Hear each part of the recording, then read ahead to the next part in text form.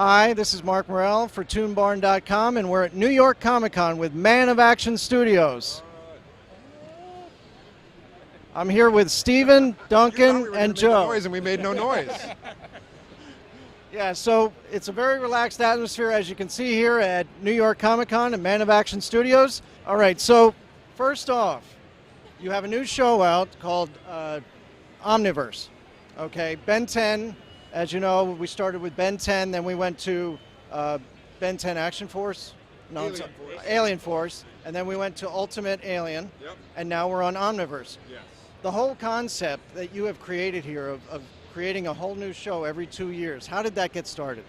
Well, we actually can't take credit for the 2-year shift. It kind of had a lot to do with the way kids process things, and Cartoon Network was very smart in that they said, kids kind of get tired of things quickly, so instead of waiting until they get tired, we're going to change things up all the time. So there's never a way to kind of wear out your interest. So the first time the big jump happened, I think people were shocked. They're like, he's how old? What happened? And now it's kind of part of the DNA of the show, and we think the audience expects it, so we just do that.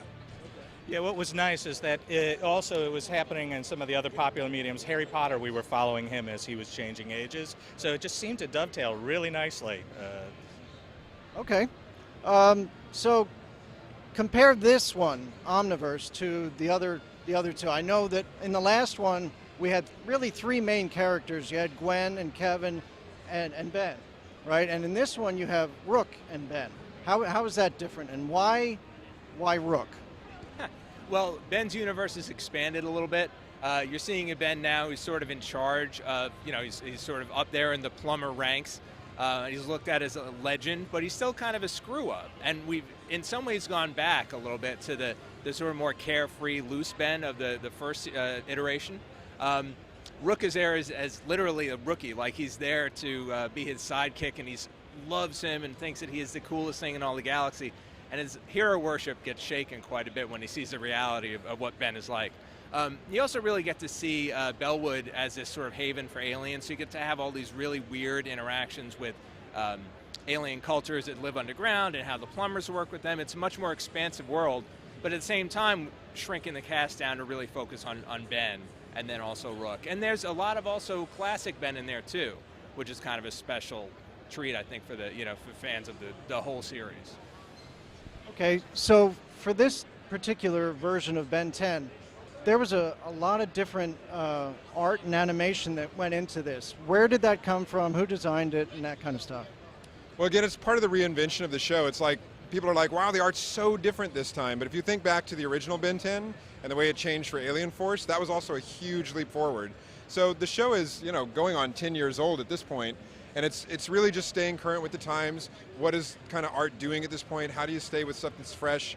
And I think that as you watch more of these episodes of Omniverse, you kind of go, I get this. It also melds young Ben and current Ben together. So it's trying to find a style that suited both of those stories instead of just one or the other. And also revisiting some of the humor and some of the lightheartedness that the first season, or the first iteration had. It was an attempt also to visualize some of that as well. You guys all came from different areas and came together and made Man of Action Studios. How did that come about? Well, we all started working in comics originally. We're all writers, and Duncan's an artist. He's one of these Renaissance men who can do anything. We all started working on the X-Men about basically at the same time. Transitioned from X-Men to Superman over at DC. So working together in comics, we loved working together. We loved exchanging ideas, and we just decided to make it official and start this company. Our first job out of the gate was a couple of short films. Then we wrote X-Men Legends for Activision, and then next thing you know, we get approached by Cartoon Network. Hey, do you want to pitch a superhero show? And we're like, oh, yeah, sure. And then that becomes Ben 10. So in a very short period of time, our friendship and our general collaboration blossomed into Man of Action, the powerhouse that we are today. Right. That's right. You guys come together and you write together.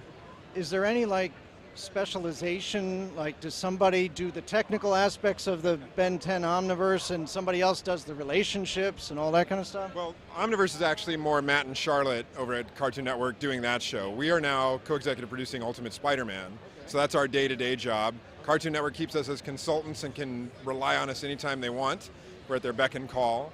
But each show takes so much time to put together that like our show has 16 writers.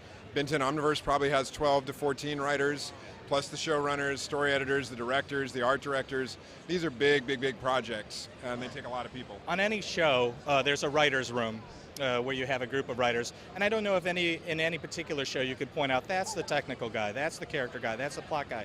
At different moments, each one of us has an inspiration. It's just that we've developed our own writer's room. We're kind of a plug-and-play writer's room. That instead of having to hire a whole group of new writers, we just kind of come in, and we know each other so well now. We know.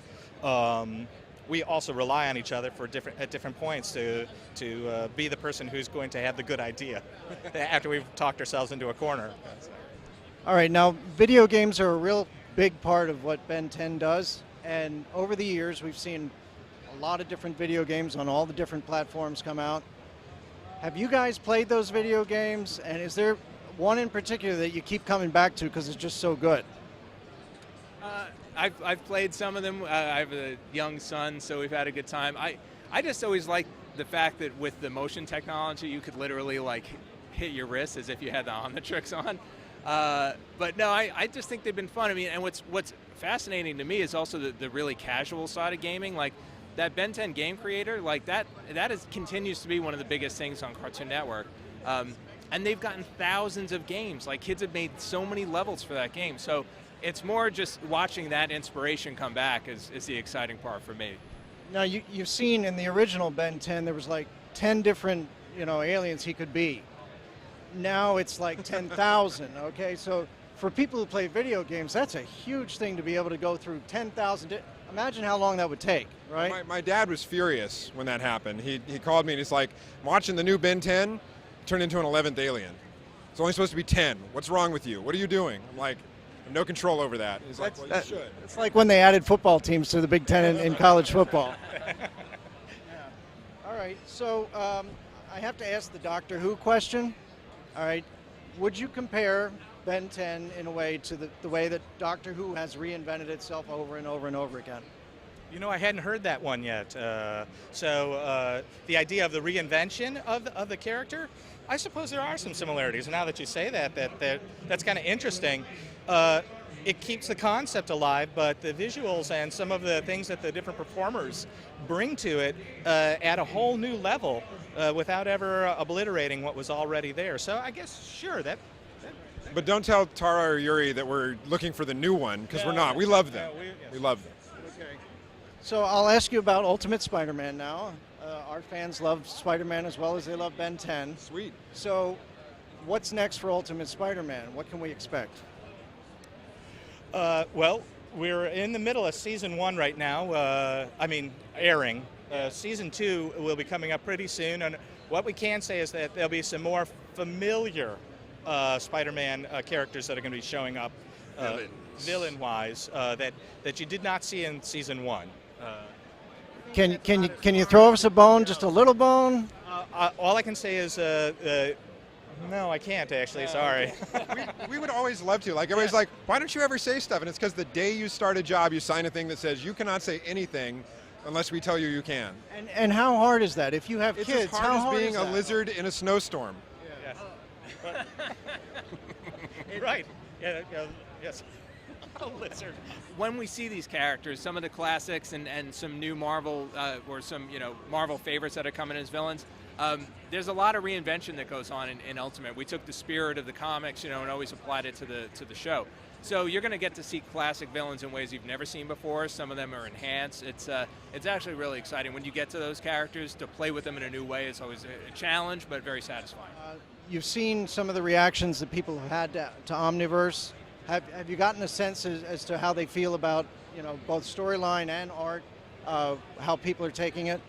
I think with all cartoons, especially ones that have a history and then make changes, it just takes a little while to settle into the new style. Like the new Spider-Man show also, a lot of people right away, when the first episode came out, like, what are you doing? This isn't Spider-Man. And then they see 5 or 6 and they're like, oh, it is Spider-Man, and it's pretty fun.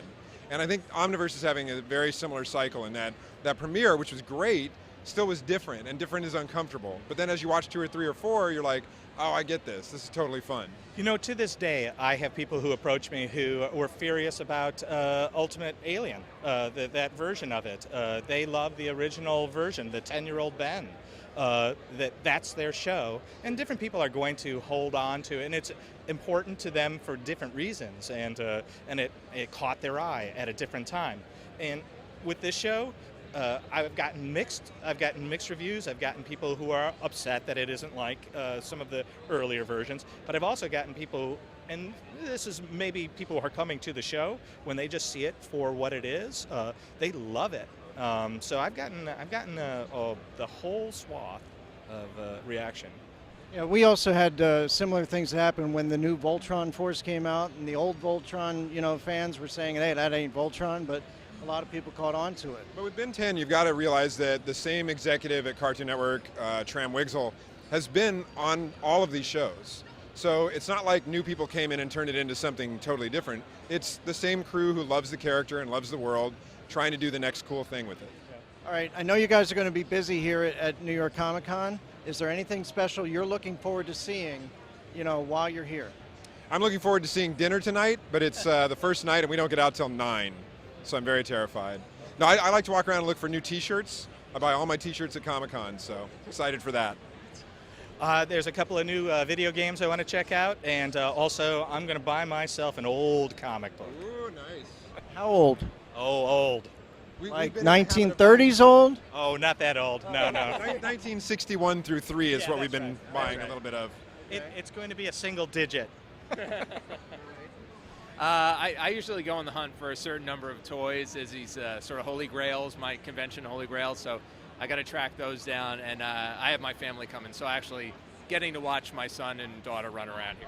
That is really awesome. Oh yeah, it's the best. To get to share it with them and that they actually like this stuff is really, really helpful. Thank you guys very much Thank for you, allowing us to ToonBarn. interview. Awesome. Thank you, ToonBarn. We'll see you next time from New York Comic Con.